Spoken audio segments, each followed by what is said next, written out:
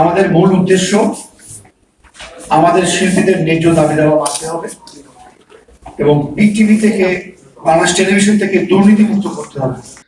৬০ বছরের বাংলাদেশ টেলিভিশন এখন ডুবতে বসেছে, বাঁচাও বিটিভি এমন স্লোগানে ২৫ ডিসেম্বর বিটিভির ৬০তম প্রতিষ্ঠা বার্ষিকী উপলক্ষে ২২ ডিসেম্বর সকাল ১১টায় বাংলাদেশ সংস্কৃতি ও শিল্পী অধিকার সংরক্ষণ পরিষদের আয়োজনে জাতীয় প্রেস ক্লাবের জহুরুল হোসেন হলে সাংবাদিক সম্মেলন অনুষ্ঠিত হয়।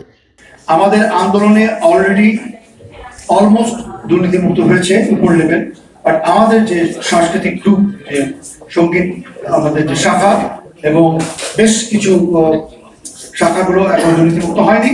আর সবচেয়ে এ সময় উপস্থিত ছিলেন বাংলাদেশ সংস্কৃতি ও শিল্পী অধিকার সংরক্ষণ পরিষদের সদস্য সচিব পলাশ কুমার এবং আহ্বায়ক শেখ সাদি খান সহ আরো অনেকেই। দুর্নীতিবাজ যারা সিন্ডিকেট মোল্লা আবু তহিদ, সুমন গং, এই গংদের খপ্পরে পড়ে ওনারাও বেনিফিটেড এবং দুর্নীতি চালিয়ে যাচ্ছেন এবং অলরেডি আমাদেরকে ব্ল্যাক লিস্টেড করেছে। এটা আগে শুনেছি মুখে, এখন শুনলাম কাগজ কলমে। তারা বাংলাদেশ টেলিভিশনের অনিয়ম, দুর্নীতি, বৈষম্য, স্বজনপ্রীতি ও স্বেচ্ছাচারিতার কথা তুলে ধরে বলেন, শিল্পী বাঁচলে সংস্কৃতি বাঁচবে, আর সংস্কৃতি বাঁচলেই দেশ বাঁচবে। গণমাধ্যম 24, ঢাকা। প্রধান অতিথি করতে ছিলাম নাইস শেয়ারকে। They don't care, don't bother. তারা আমাদের ফোন ধরেনি, আমাদের সাথে কমিউনিকেশন করেনি। এটা খুবই দুঃখজনক, যে কারণে আজকের এই অনুষ্ঠান, এই সংবাদ সম্মেলন।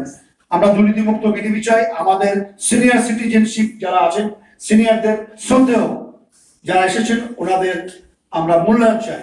আরো অনেকেই আসতে পারেননি, আবিদা আপা এখনো ঢাকার বাইরে, এবং আরো অনেক বড় বড় সিঙ্গার আছেন, আরো বড় মিনু এবং আমাদের সিনিয়র জুনিয়র যারা আছেন, সবাইকে অনেক অনেক ধন্যবাদ। এবং যারা আন্দোলনে আছেন, টফি রেনার ভাই, আমি বলেছি যে 85 সাল থেকে উনি তালিকাভুক্ত, ওনার গ্রেডেশন হয় না। সোহেল, উনি একজন অন্ধ, দেখেছেন আপনি, চোখে দেখেন না, কিন্তু উনি কিবোর্ড বাজান, উনি ওয়াল টুর করেন, উনি অর্গানাইজেশনের সাথে জড়িত বিভিন্ন, এবং আপনি জানেন আপনারা যে উনি দৃষ্টি প্রতিবন্ধী। আমি নিজে একজন মাইনরিটি।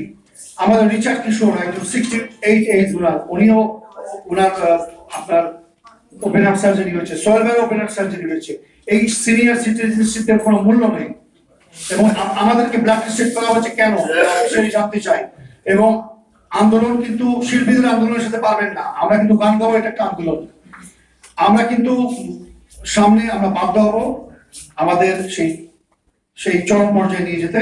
আর যদি আজকে এই যে আমাদের যে প্রেস কনফারেন্স হলো, আগামী 2 সপ্তাহের মধ্যে যদি আমরা দুর্নীতিমুক্ত বিটিভি পাই, শিল্পীদের সম্মানজনক সমাধান হয় সমস্যার, তাহলে আমাদের আর নেক্সটে কোনো আন্দোলনের প্রয়োজন হবে না। আমরা ঘোষণা দিব এবং আমরা উইলিংলি তাদেরকে অ্যাপ্রিসিয়েট করব। বাট যদি আগামী 2 সপ্তাহের মধ্যে না হয়, আমাদের নেক্সট প্ল্যানিং হচ্ছে আমরা বিটিভি গেটে র্যালি করবো, মিনিস্ট্রি গেটে র্যালি করবো। আর বাকি কথা তো জসিম ভাই বলে দিয়েছে। থ্যাংক ইউ সো মাচ, আপনারা এসেছেন অনেক কষ্ট করে, আর আমাদের ভুল ত্রুটি ক্ষমা করবেন। আমরা অভিজ্ঞ না, জীবনের প্রথম আমাদের এই শিল্পী সমাজ আমরা বিটিভির বিরুদ্ধে আমরা প্রেস কনফারেন্স করলাম। Thank you. আমার নাম পলাশ কুমার সাউ, আমি আন্দোলনকারী প্রধান এবং